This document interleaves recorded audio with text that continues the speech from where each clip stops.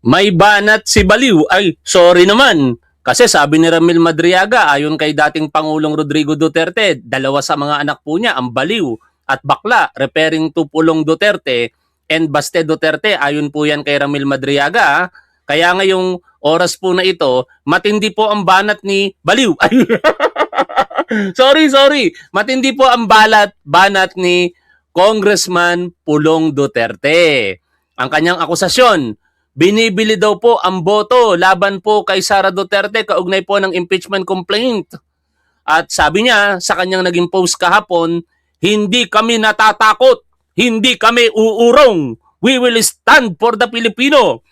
Kasi ipinagkatiwala daw po sa kanila ang boses ng mga Pilipino. Naniniwala ba kayo dito kay Pulong Duterte, mga tol? Mamaya, mai-interview si Congresswoman Jinky Luistro or na-interview siya at re-reactionan po natin doon. At sabi niya, hindi naman ako pwedeng magsalita para sa aking mga kasamahang kongresista. Pero sabi ni Congresswoman Jinky Luistro, I vehemently deny the accusation. Ano? Yun po yung pahayag niya. Mapapakinggan niyo po yan mamaya. Pero syempre, yung akusasyon po nitong si Congressman Pulong Duterte, babasahin po natin mga tol. Kayo po ba ay naniniwala dito? Ha? Kung kayo hindi naniniwala, i-comment nyo po dyan sa chat area mga tol. Kung kayo naman naniniwala, i-comment nyo din. Kanya-kanyang paniniwala lang yan eh. Pero ito po, kahapon, sabi ni Congressman Paulo Pulong Duterte, sabay sa pagdetermina ng probable cause sa impeachment complaint laban sa kanyang kapatid na si Vice President Sara Duterte, nagtatawag na daw ang mga staff ni Charis. Wala siyang binabanggit na pangalan po dito. Pero alam naman natin na kapag si Charis ang pinag-uusapan nila, ang tinutukoy nila, hindi naman maikakaila sa lahat, na si Congressman Sandro Marcos, ang majority leader. Pero walang pinangalanan dito eh. Kaya yan ay aking espekulasyon lamang. Ewan ko kung sino talaga ang tinutukoy dito ni Pulong Duterte. Pero sa tingin ninyo, sino ang tinutukoy ni Pulong Duterte dito na Charis? Paki-comment ninyo dyan sa chat area. Nagtatawag na daw ang mga staff ni Charis sa mga chief of staff ng mga congressman na bumoto para sa impeachment. Kung hindi ay tatanggalin ang buong GAA ng kanilang distrito. Ibig sabihin, lahat kasama yung mga pondo para sa patubig, paaralan, tulay, kalsada at iba pang kailangan lalo sa mga probinsyang hirap na hirap. Ako, nung binabasa ko ito mga tol, ang naiisip ko, gawain siguro ito ng mga Duterte nung panahon nila. Na kapag hindi papabor sa kanila, ganito ginagawa. Naiisip nila eh. Tuloy ko po binabasa natin. Bukod dito, pati daw pondo para sana sa mga social services, walang ibibigay. Tao ang gustong parusahan para lang sa desperate attempt nila na mawala ang kalaban sa politika. Anong kinakatakot ninyo? Nagtatanong pa siya. What are we seeing now under the Bangag leadership is not politics as usual. This is outright coercion. Talaga? Saan banda? No? Di ko makita kung saan banda ang coercion eh. Kung tinuod man nga, pasensya na, hindi ko na po alam kung anong ibig sabihin itong binabasa ko ngayon. Bisaya na eh. Kung tinuod man nga, ginapanghadlok ang mga congressman, mga tanggalan og pondo ang ilang distrito kung dili sila masunod sa impeachment line. Baka ang sinasabi dito nitong si Pulong Duterte, kung hindi susunod, itong mga kongresista, tatanggalan sila ng pondo. Klaro kaayo, dili na demokrasya, hindi na raw demokrasya. Ewan ko kung tama yung pagkakaunawa ko ha. Kiniusa ka political blackmail o binablackmail daw. The national budget is not a weapon. Hindi ito panakot. Hindi ito ginagamit para pilitin ang mga halal na kinatawan na sumunod sa gusto ng iilan. Uulitin ko, tao ang paparusahan nyo para sa mga ambitions ninyo. Ang pondo sa distrito para sa kawatan, dili na personal na kwarta sa kung sinsa, sa kung kinsa ang naa sa liderato. Hay nako, hindi nila kasi tinagalog. If leadership is confident in its case, then let the evidence speak. Not threats, not pressure, and certainty, not hostage taking of public funds. Aba, parang hindi naman ganun yung nakikita natin mga tol. Binibigyan nga sila ng pagkakataong harapin ni Sara Duterte yung mga akusasyon at ilatag ang kanilang mga ebidensya. Di ba? Kaya ang nakikita ko dito, maliwanag na panggagaslight itong ginagawa ni Pulong Duterte. No?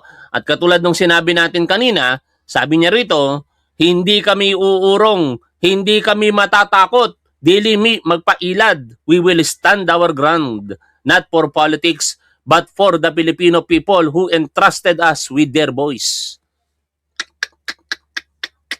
Parang makatotohanan na. Naniniwala ba kayo dito kay Pulong Duterte? Pero syempre, yan po yung kanyang banat eh. Nagtataka lamang po tayo kung talagang walang kasalanan ng kapatid niya, kongresista siya, tatlo nga sila dyan kung tutuusin, na mga Duterte, eh bakit ayaw nilang umattend sa hearing at ipagtanggol nila yung kanilang kapatid? Di ba? Kung walang kasalanan, kung ako, kapatid ko, alam kong walang kasalanan, ipagtatanggol ko yan. Kahit sino ang harapin natin, ipagtatanggol ko yan, lalo kung ang sitwasyon ay pagsasalita, paglalahad ng katotohanan.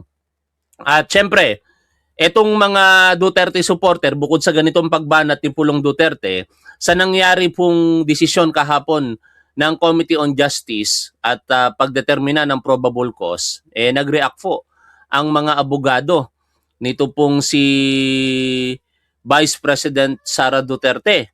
At in particular, yung isang ebidensya na inilatag ng NBI ay minaliit lamang po nila. Tinawag po nila itong curated o splice, meaning parang gawa-gawa lamang. Pero sinagot po sila dyan ng isang kawani ng NBI. At ito po si Mr. Roland Sanchez. Basahin ko po yung kanyang pahayag dito, mga tol. Sabi ng lawyer ni BP, the video that was presented by the NBI sa impeachment hearing was curated and even spliced and was not a foundation for probable cause. Sabi pa niya, context is ignored and guesswork is presented as investigation results. With all due respect, wag sana nating insultihin ang intelligence ng mga tao. Attorney, calling the video curated or spliced does not erase what the BP clearly said. Tama. Diba? Narinig naman kasi natin lahat, mga tol. Hindi naman maikakaila talaga. No? Makailang beses po nating paulit-ulit na napapakinggan kung paano po pinagbantaan ni Sara Duterte ang ating Pangulo, ang ating unang ginang at ang dating speaker. Sa level ng probable cause, it only requires a reasonable belief that a crime was committed. No? Sapat lang na paniniwala na merong nangyaring krimen. And a direct and ambiguous threat to kill the president, his wife, and another public official is more than enough to meet that standard. Yan ang paniniwala nitong isa sa personal ng NBI, si Mr. Roland Sanchez. Editing a video is a defense, not a shield. You raise that in court or sa Senado, not as an excuse to dismiss what is plainly visible and audible. More importantly, a threat does not need a context to become illegal. It stands on its own words. Walang kailangan na backstory para maging banta ang papatayin kita. Under the law, that is grave threat. When spoken by a public figure with influence, it can even cross into inciting to sedition. Hindi naman na kailangang i-edit or i-splice ang sinabi ng malinaw at maliwanag. And no amount of curation can sanitize a threat once it has been clearly made. A probable cause rests on reasonable belief, not on proof beyond reasonable doubt. And a direct threat captured on video is more than enough to cross that threshold. Irespeto natin ang kagustuhan ng ating Vice Presidente na gusto niyang matuloy ang impeachment trial dahil gusto niya ng bloodbath. Oo nga naman. Gusto ni Sara Duterte ng bloodbath tapos ngayon may paganyan-ganyan kayong mga sinasabi.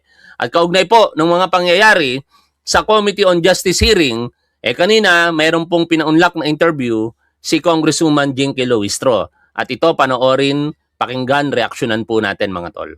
Si Congresswoman Filipino Luistro, nandyan partner na ikalawang distrito ng Batangas sa chairperson ng House Committee on Justice. Magandang umaga po sa inyo, Congresswoman. Good morning, Alvin and Doris. At salamat sa muling pag-imbita dito sa Kissing Pilipinas. Opo. Good morning, ma'am. Linawin nga po natin, Good mali morning. pala yung interpretasyon ko. Akala ko yung May 4 is allotted for the Vice President in case she changes her mind. Oo. Although sabi ni Attorney Powa kanina, mukhang hindi na malabo na pupunta. Hindi po Pero punta. just for clarity and being precise, hindi po para sa kanya yung May 4 na hearing. Actually, I ordered the committee to send notice to VP as well so that whatever intentions she has, kung ano man ang gusto niya, at least for the last time, before we approve the committee report, including the resolution and the articles of impeachment, we continue to cater the requirement of due process, no? Biruin nyo yung pagkakataon na ibinibigay kay Sara Duterte. Simula noong March 2. Lagi siyang sinisikap na mapadalo dyan sa pamamagitan ng imbitasyon ng committee. Pero lagi na lamang binabaliwala ni Sara Duterte. Bilangin natin yung mga petsa. March 2, March 3, March 4, March 16, March 18, March 25, April 14, April 22, April 29. Siyam na araw yun. Never may isang beses nagpakita si Sara Duterte para sagutin yung mga akusasyon laban sa kanya. Kaya totoo siguro talaga ang sinasabi ng mga kritiko niya na kapag ka may tinatago, ayaw humarap. Kapag ka ayaw humarap, maliwanag kurap, sabi ni Ronald Llamas. Opo. So Alvin? pwede kung gusto niya for some reason. Kasi hindi naman tayo pwedeng sarhan mo kagad yung malay mo Oo. magbagong ip ng Oo. hangin at sasabihin niya, hindi, gusto kong magsalita dyan Meron sa na akong hearing. gustong sabihin. Oo, so Oo. pwede siyang sumugod dyan. Naniniwala ba kayo sa sinasabi ng isang manonood natin, mga tol, na mind conditioning ito? I agree. No? Kaso lang mind condition dito, nitong si Pulong Duterte, mga DDS na lang. Hindi na yung mga majority ng mga Pilipino. Kasi ang mga DDS, kung ano sabihin ng mga Duterte, paniniwalaan na nila yan. Hindi na yan magtatanong. No more question asked. Basta totoo na. Pag sinabi ni Pulong Duterte, kailangan nilang i-establish yung ganyang naratibo eh. Para yung mga DDS, hindi mawala sa focus. Hindi nila tingnan kung ano ba yung mga ebidensya laban kay Sara Duterte. Bagkos, ang magiging tingin lamang ng mga DDS, isang direksyon lang. Pinupolitika ang mga Duterte. Ang mga ebidensyang ibinabato kay Sara Duterte ay lahat walang katotohanan. Pero kung titingnan mo, sinasampal na sila ng katotohanan. Eh hindi nga nila ma-deny sa pamamagitan ng pagwe-waive ng kanilang karapatan sa bank secrecy na walang laman yung mga bangkong pinag-uusapan, di ba? Pero darating din tayo sa punto na yan. No? Kasi ako naniniwala ako, lahat ng kasamaan may hangganan. Lahat ng lihim nabubunyag.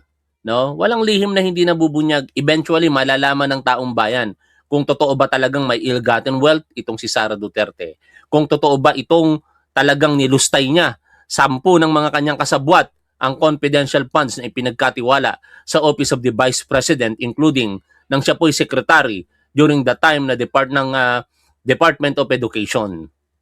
Sa May 4. I think if ever she will have the intention to present evidence, tatanggapin na lang ng Committee on Justice. But we have to consider the fact na natapos na yung determination of probable cause.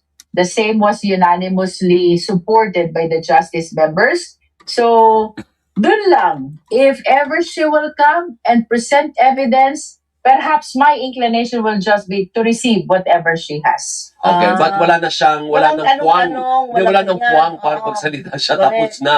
Kumbaga, too late. Wala Too nang late. puwang para magtalumpati. Because ever since the opportunity that was given to her is by way of submitting her clarificatory questions through the justice members, no? Talaga namang ang naging rule, and this is pursuant also to the rules of impeachment, dun sa ating clarificatory hearing, this is a proceeding between and among the justice members, no? The complainant and their counsel were not allowed to speak. Same is true with respect to the Vice President. However, she can present evidence, we will accept that, and she can raise clarificatory questions through the justice members or even through the chair, no? So, balikan natin yung May 4.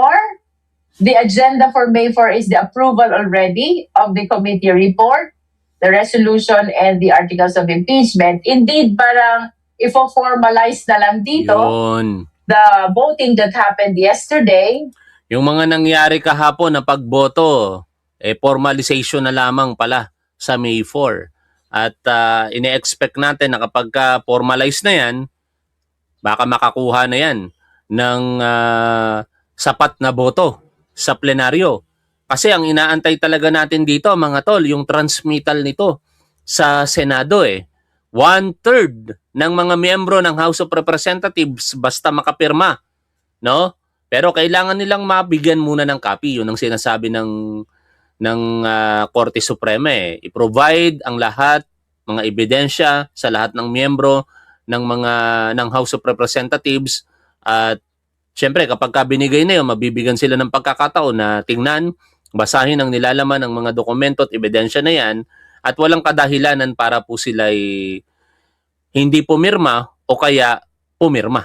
No? Ibig sabihin, wag nilang pansinin yung mga bagay-bagay. Trabaho po nila yon. Either hindi sila pipirma or sila ay pipirma o kaya mag-a-abstain. Pero yung baliwalain mo lamang, katulad ng ginagawa po ng mga Duterte dyan, sina Pulong, yung Omar at kung sino pa na sumusuporta sa mga Duterte, pagdating sa plenaryo, dapat mag-participate sila. No? Kung sila hindi magpa-participate, parang lumalabas na duda talaga sila sa sinasabi ni Sara Duterte na wala itong kasalanan. Kasi ang common sense doon, mga tol, sa totoo lang, kung wala kang kasalanan, sabi nga dito sa interview na ito ni Congresswoman Jinky Luistro, talagang igigiit mo na ikaw ay walang kasalanan, magagalit ka pa nga sa pagpapaliwanag eh. Bakit nyo ako pinagbibintangan na meron akong tagong yaman? Bakit nyo sinasabing meron akong bilyones sa bangko? Wala. Ito, isasampal ko sa inyo ang bank accounts ko. O, siyempre, di kayang gawin yon ni Sara Duterte kasi initial nga, ang impormasyon na ibinigay ng AMLC, nasa 6.7 billion pesos ang naglabas-pasok na pera sa bangko ng mag-asawang Sara Duterte at Mans Carpio. At kung titingnan mo yung outflow, nasa kulang-kulang 2 billion lang. Yung inflow, nasa 4 na bilyon. Meaning, merong natirang 2.9 billion pesos at nasaan yun? Bakit wala yun sa kanyang SALN? O, yan ang mga dapat nating malaman kinalaunan.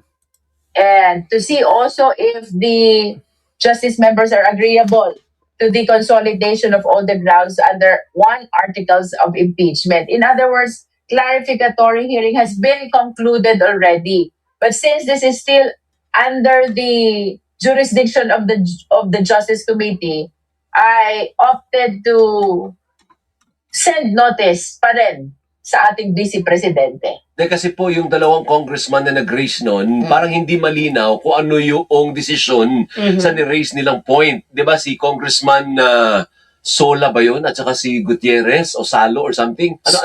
Suwan. Posible yan, sabi ni isang manonood natin. Baka ang Duterte ang nagbabayad para hindi ma-impeach si Sara. Kung ano ang bintang nila, sila ang gumagawa noon. Posible, di ba? Congressman Lordan Suwan and Congressman Rog Gutierrez, they actually, ang position nila, Alvin, is to fix another schedule for one more hearing. Tama. That to give opportunity to the Vice President to present her evidence. Kaya lang, for the majority of the justice members, since day one, we've been calling her. Since day one, we've been providing a chair for her. Since day one, we've been sending notices to her. And today, Congresswoman Ann Matibag even manifested that while we are conducting the hearing, the Vice President is attending an event in San Pedro, Laguna. So to us, We submitted that indeed there is no intention on the part of the Vice President to attend. In which case, sinong hinihintay namin kung Oo. talagang wala namang intention na mag-attend, no? Okay. And I have expressed this before. This is a constitutional process which must not be delayed, no? Considering na overwhelming na yung compliance natin sa requirement ng due process. So, I think it was just proper for the committee yesterday to already vote on the existence of probable cause. Opo. May 4, Opo. like what I said, is intended for the approval of these documents already. Committee report, resolution, and the articles of impeachment. Nonetheless, because it has been our intention to Tatlo yun ha, tandaan natin. Committee report, no? Resolution, at saka articles of impeachment. Excited ako talaga doon sa articles of impeachment eh. Sino-sino kaya ang mga kongresista na pipirma dyan? Ang kailangan lang naman na bilang 105 or 106. Dito sa naging botohan sa Committee on Justice na unanimous, 53 na kagad. Meron pang sinasabi dito, itong si Congresswoman Luistro, na meron palang mga kongresista na nasa ibang bansa at gustong ilagay ang boto nila. Kaya kung inilagay yung boto nila na yon, mas lalaki pa sa 53.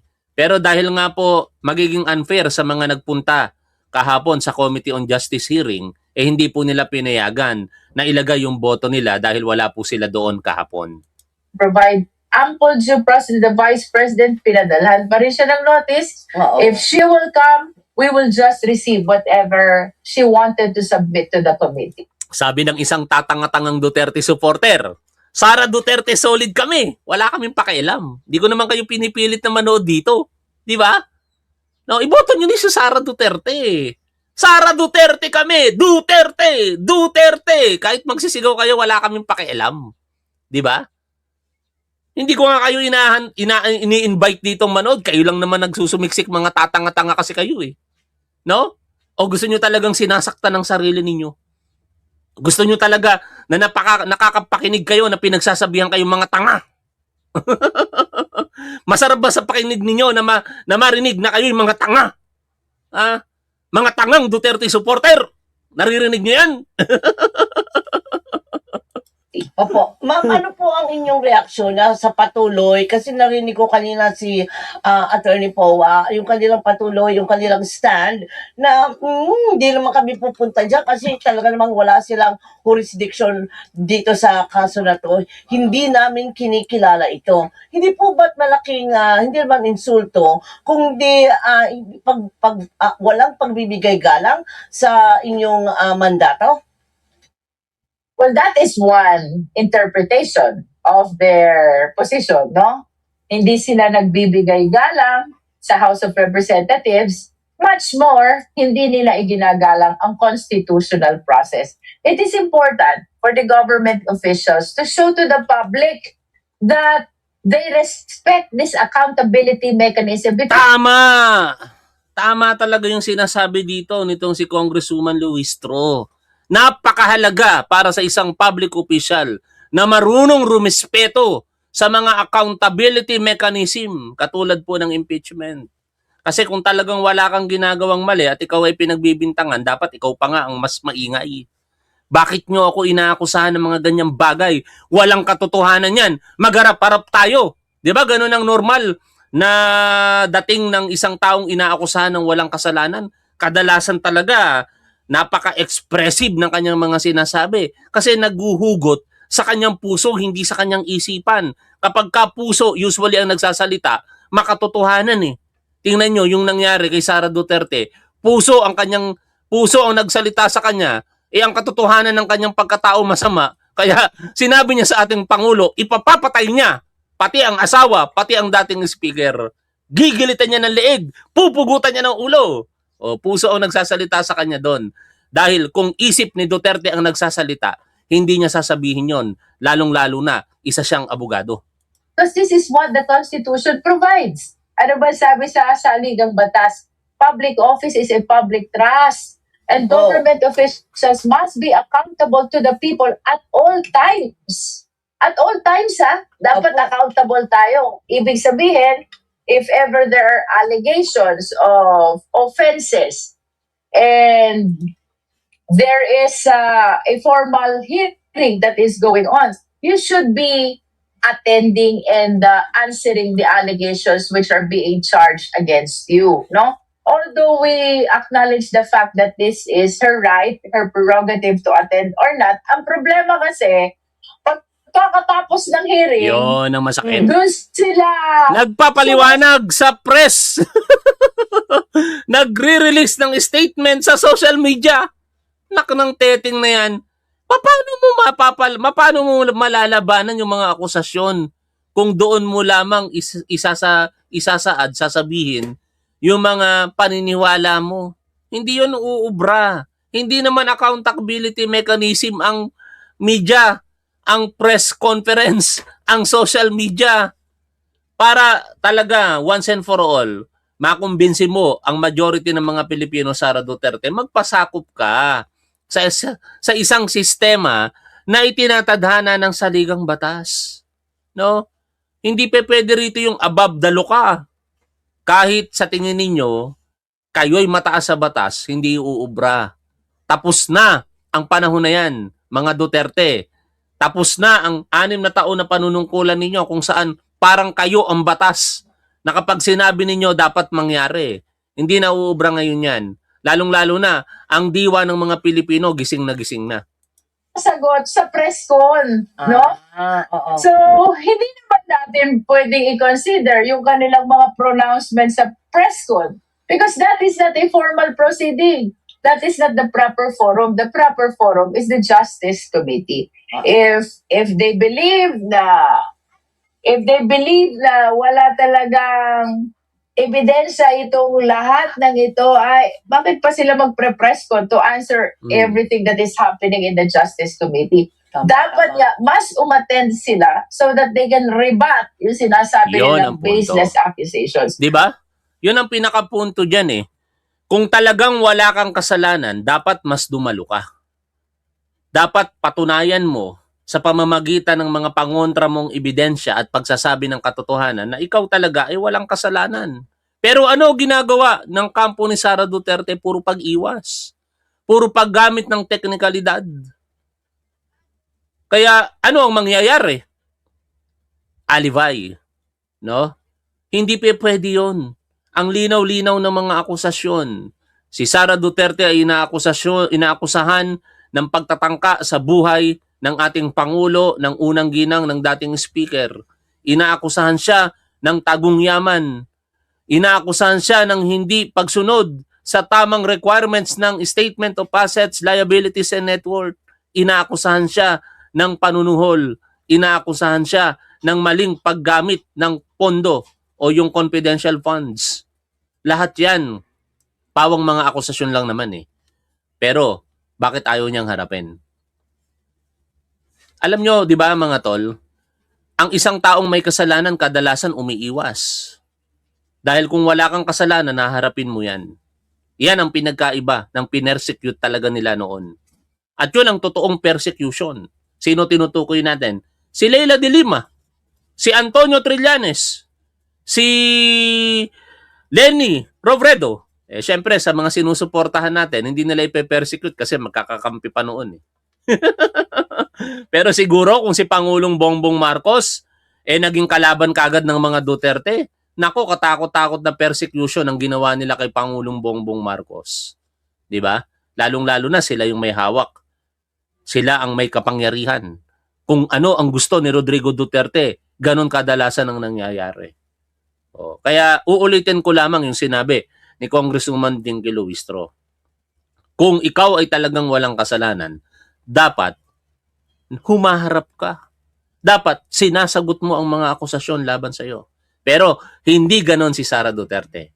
Alam nyo kung ano ang dahilan mga tol? Kung bakit? Paki-comment nyo na lamang dyan sa chat area. Maraming salamat po sa inyong lahat. Magandang araw po. Ngayon po ay April 30, 2026. Lagi po nating tandaan kung ano po ang tama at dapat doon po tayo. Keep safe. See you always. Shoutout po sa inyong lahat mga tol. Bye for now.